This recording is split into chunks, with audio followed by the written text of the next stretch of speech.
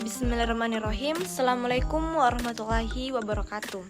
Hai, jadi di video kali ini kita akan membahas tentang psikologi pendidikan. Tapi terlebih dahulu saya akan memperkenalkan diri.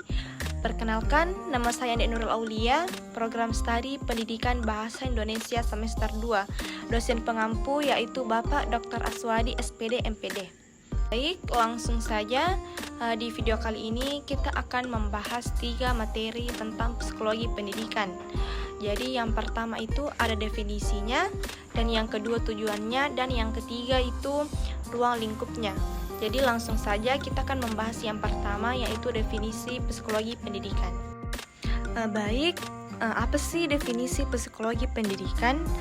Jadi psikologi pendidikan itu berasal dari ilmu psikologi, yang artinya itu ilmu yang mempelajari tentang kejiwaan dan juga tingkah laku manusia, sehingga psikologi pendidikan itu memberikan pengaruh di dalam kegiatan pendidikan pembelajaran dan juga proses belajar mengajar yang lebih efektif.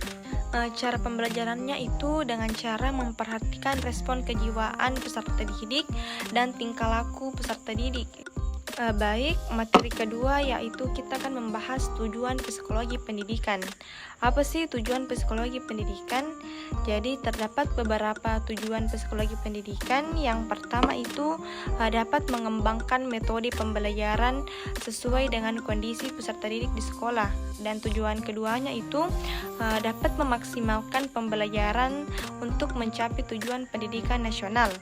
Dan yang ketiga, dapat memperkokoh pendidikan dengan memaksimalkan SDM di dalamnya. Dan tujuan keempatnya itu membantu peserta didik untuk mengembangkan potensi di dalam dirinya. Dan tujuan terakhirnya itu dapat memahami berbagai perubahan perilaku di sekolah. Baik, dan materi terakhir kita akan membahas tentang ruang lingkup psikologi pendidikan.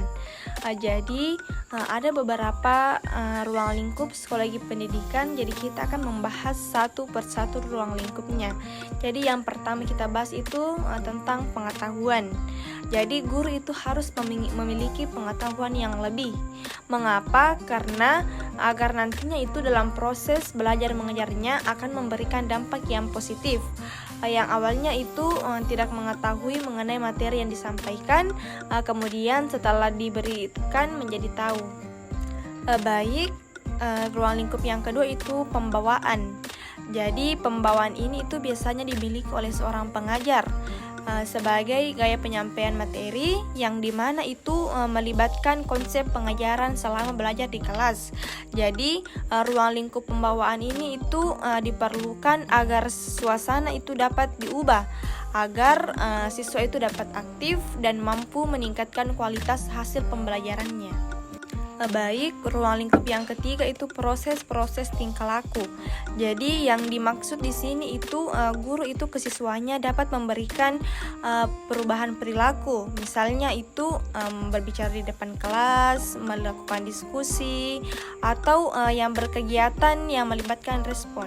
Ruang lingkup yang keempat itu hakikat dan ruang lingkup belajar. Jadi hakikat dan ruang lingkup belajar itu mengacu pada proses pembelajaran, misalnya terjadinya interaksi dan juga materi yang diberikan kepada siswa. Ruang lingkup yang kelima itu perkembangan siswa. Jadi yang dimaksud di sini itu guru itu dapat melihat bagaimana perkembangan siswanya melalui sikapnya, cara berbicaranya, dan bagaimana siswa itu berinteraksi dengan temannya ataupun gurunya. Selanjutnya ruang lingkup yang keenam itu faktor yang mempengaruhi belajar. Contohnya itu tempat dan suasana, kondisi ruang kelas, ruang laboratorium, dan perpustakaan. Jadi semua yang menjadi fasilitas itu dapat membantu mempengaruhi kualitas belajar mengajar. Dan adapun ruang lingkup psikologi pendidikan selanjutnya itu ada pengukuran pendidikan, aspek praktisi pengukuran, transfer belajar, kesehatan mental, pendidikan karakter, dan yang terakhir itu kurikulum merdeka. Baik, itulah yang saya sempat sampaikan pada video kali ini. Apabila ada kekurangan dan kesalahan mohon dimaafkan. Wabillahi taufiq wal hidayah. Wassalamualaikum warahmatullahi wabarakatuh.